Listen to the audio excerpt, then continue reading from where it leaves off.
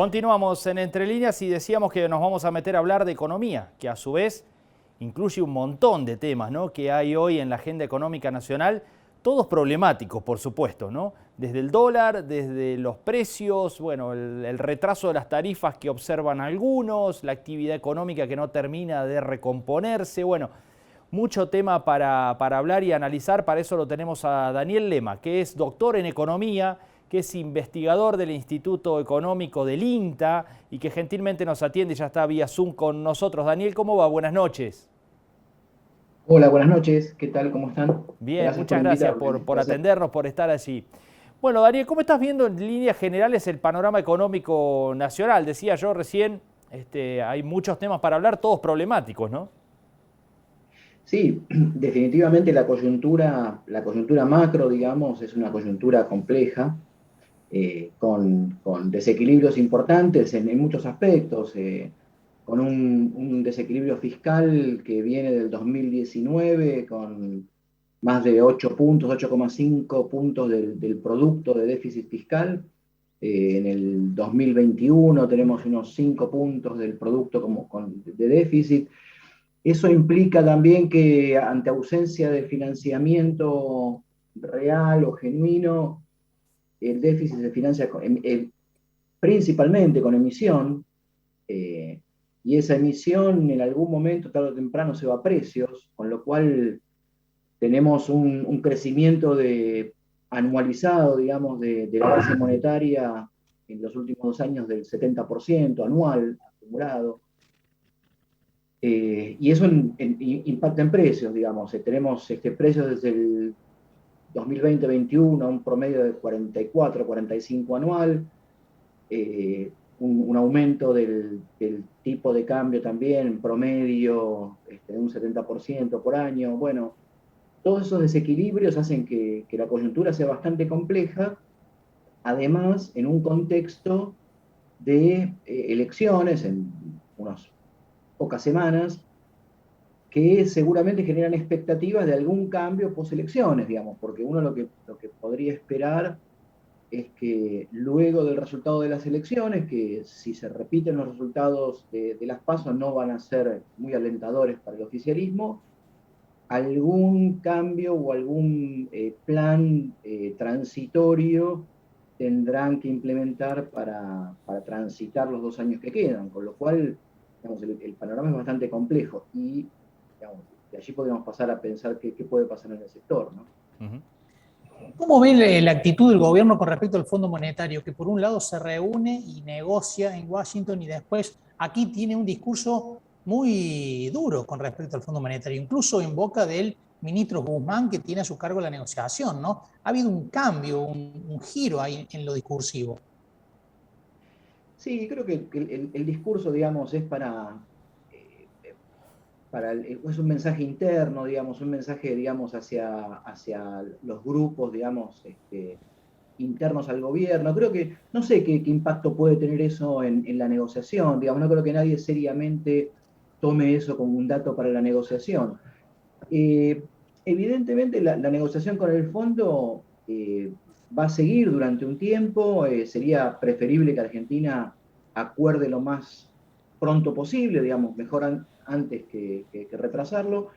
Pero bueno, yo creo que también esto tiene una clave electoral, digamos. Es probable que después de las elecciones cambie la actitud y algún proyecto, algún plan para los 2 años siguientes, hasta el 2023, se tiene que implementar porque, digamos, los niveles de incertidumbre impactan sobre la actividad económica. Y si pensamos que los políticos son racionales, digamos, en términos de lo que quieren es ganar elecciones, el oficialismo va a querer llegar en las mejores condiciones posibles y tratar de ganar las elecciones del 2023. Algo va a tener que hacer para eso. A mí se me ocurre que lo más probable es algún plan transitorio de estabilización. Cuando digo transitorio, lo pienso en términos de que no creo que esté en la agenda cambios estructurales que modifiquen estos desequilibrios o la base de estos desequilibrios, que esencialmente es un gasto público que hoy llega consolidado, nación, provincias, municipios, al 45% del producto, que no se puede financiar, y que bloquea un montón de actividades productivas. O sea, eso no creo que cambie. Entonces tiene que haber algún plan transitorio para estos 2 años, digamos, que lleguen de la mejor manera posible. Probablemente, no sé, imagino algún cambio de régimen de tipo de cambio, alguna devaluación, algún mecanismo de extensión de plazos de los pasivos monetarios que tienen vencimientos muy cortos, compulsivo, más o menos compulsivo o semi-voluntario para extender plazos, y que eso genere, digamos, un shock inicial, tal vez de acumulación de reservas que permita estabilizar un poco la situación macro a costa de una tasa de inflación que puede subir en los primeros meses y, digamos, transitado el primer año de una estabilización, empezar a bajar los niveles de inflación a niveles un poco más aceptables, una recuperación del salario real como consecuencia de la desaceleración inflacionaria y llegar al 2023 con un poco más de aire. Pero no sé, es una especulación desde el punto de vista de pensar en un gobierno oportunista racional, como decimos en economía.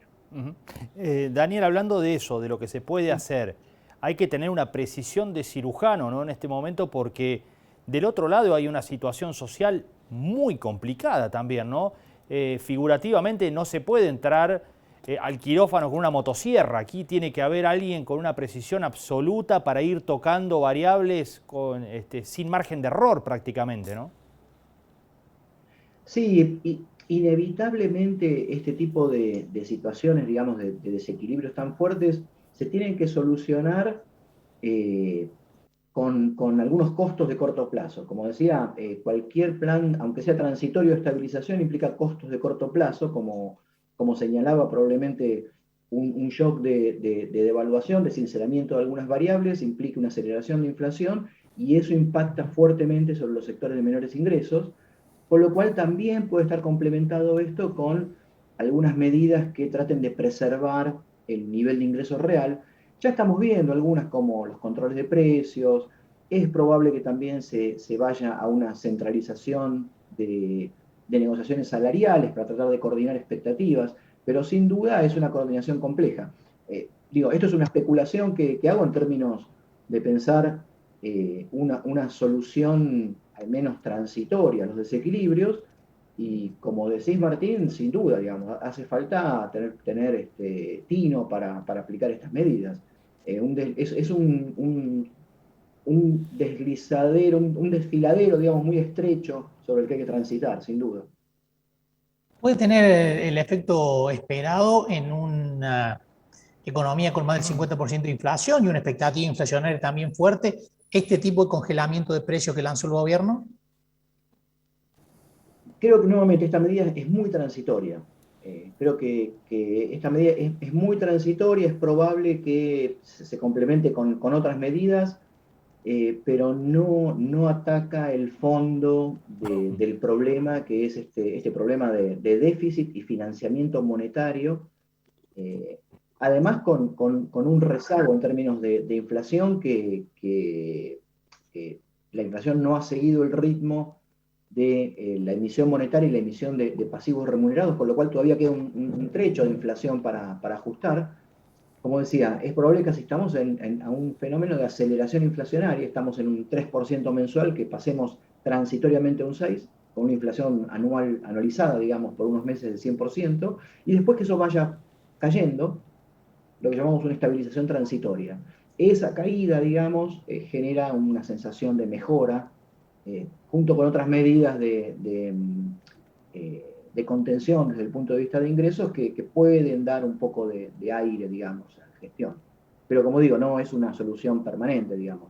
Este tipo de planes son planes de estabilización transitorios que no solucionan los desequilibrios estructurales, y en algún momento, cuando se empiezan a perder confianza en las medidas, expectativas se revierten y se vuelve a la situación inicial nuevamente con inflaciones altas y desequilibrios. Así que realmente el panorama no es muy alentador en términos de los desequilibrios, y en términos del sector agropecuario no esperaría cambios muy importantes en las políticas, digamos.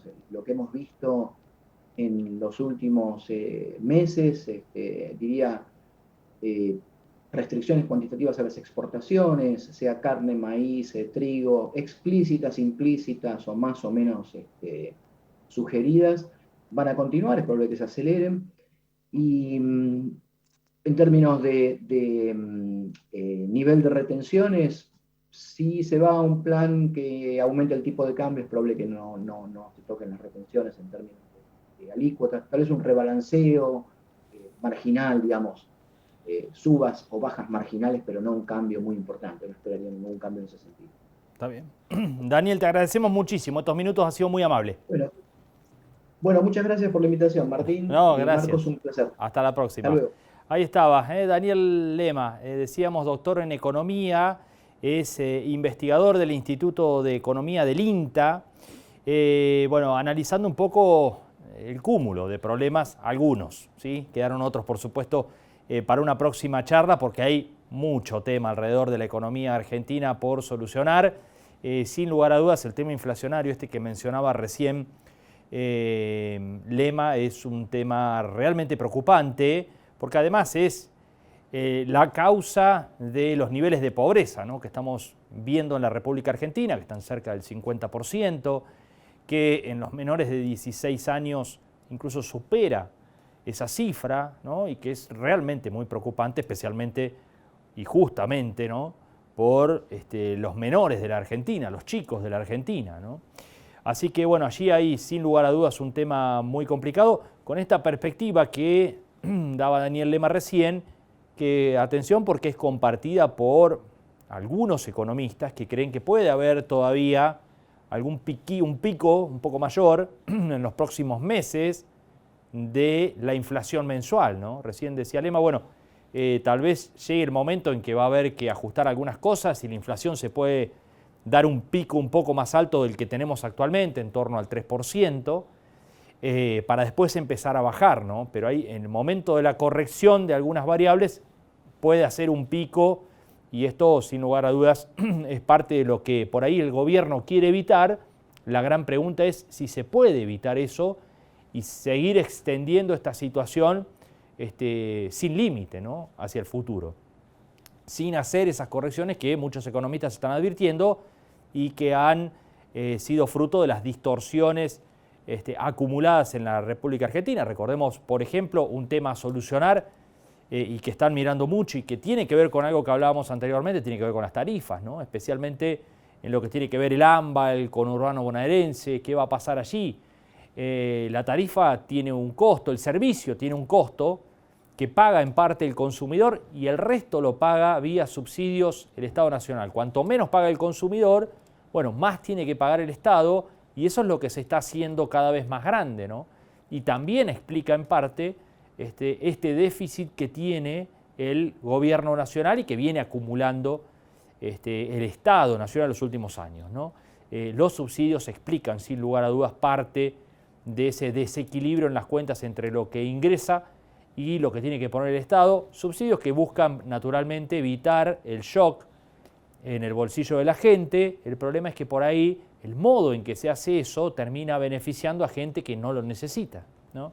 Y es el caso hiper conocido, y que hemos hablado en más de una oportunidad aquí, de subsidiarle por ahí la tarifa eléctrica o el gas a un barrio muy acomodado de la Ciudad Autónoma de Buenos Aires, ¿no? Subsidiar esos servicios a un piso en Palermo, en San Isidro, no tiene mucho sentido que el Estado pague a usuarios que podrían tranquilamente hacerse cargo de su factura plenamente, ¿no? Bueno, un largo tema que seguramente va a generar mucho tema de discusión hacia adelante.